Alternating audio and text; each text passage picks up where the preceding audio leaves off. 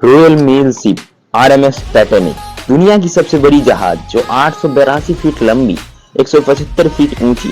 इस जहाज के मालिक जी ब्रूस इस्माइल ने 17 सितंबर 1908 को इसे बनाने का भार व्हाइट स्टार लाइंस नामक कंपनी के मालिक जेपी मॉर्गन को सौंपा। लगभग 4 साल बाद 31 मार्च 1912 को यह पूरी तरह से बनकर तैयार हो गया। इसे बनाने का खर्च 1.5 मिलियन डॉलर यानी अभी के अनुसार 150 मिलियन डॉलर लगा। जहाज बाहर से जितना विशाल अंदर से उतना ही खूबसूरत था। इसके अंदर विशेष प्रकार की सुविधाएं मौजूद थी।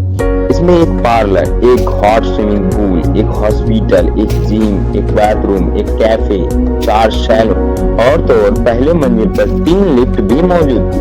बिजली की पूर्ति के लिए भाप चलित जनरेटर और यात्रियों के ठहरने के लिए 840 कमरे भी उपलब्ध थे। इसकी इसी खासियत की वजह से इसे अनसैंकेबल जहाज भी कहा जाता था, अर्थात कभी ना डूबने वाला जहाज।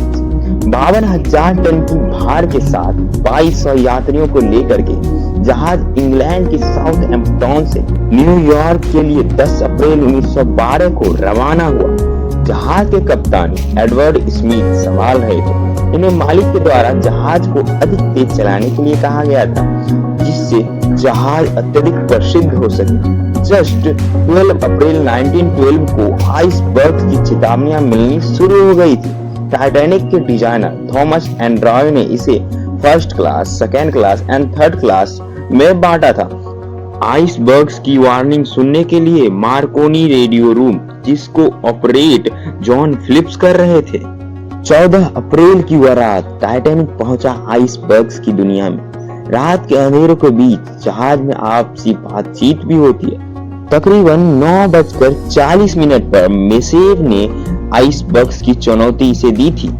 10:55 में कैलिफोर्निया ने भी इसे वार्निंग दी थी जहाज को रोकने की, परंतु जहाज आगे बढ़ती रही।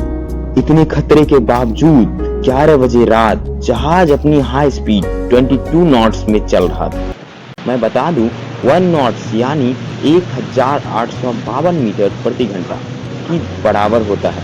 बस अंत में 11:40 पर एक बड़े से आइसबर्ग से जाकर के टकरा गया। टाइटैनिक के डिजाइनर एंड्रियो ने इसे 16 कंपार्टमेंट में बांटा था। यदि 4 कंपार्टमेंट में पानी भर भी जाए तो जहाज तैरता ही रहेगा, लेकिन अत्यधिक जोर से टक्कर के कारण पानी 6 कंपार्टमेंट में भर गया। तभी समझ में आ गया कि जहाज डूबने वाली है। चारों तरफ एक भयानक माहौल छा गया था। लगभग 12 बजे टाइटैनिक ने अपने आसपास की जहाजों को SOS यानी सेव आवर शिप मैसेज भेजनी शुरू कर दी।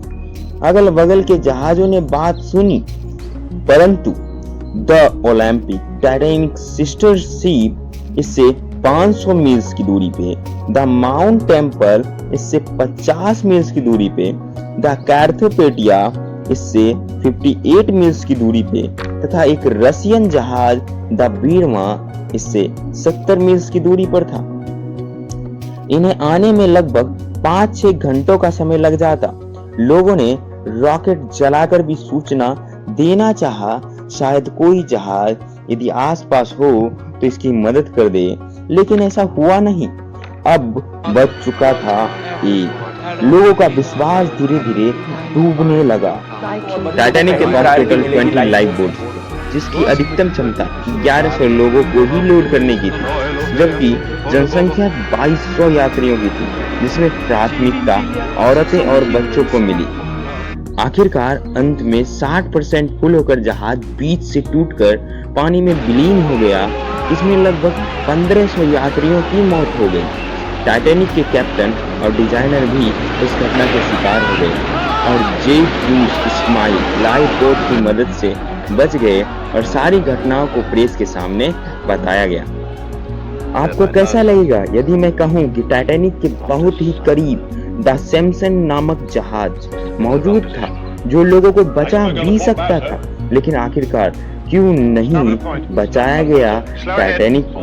आप जरूर इसके बारे में कमेंट करिएगा। यदि वीडियो पसंद आया हो तो लाइक और चैनल पर यदि नए हैं तो सब्सक्राइब करना मत भूलिएगा। तो चलिए मिलते हैं नेक्स्ट ऐसे ही मजेदार वीडियो के साथ।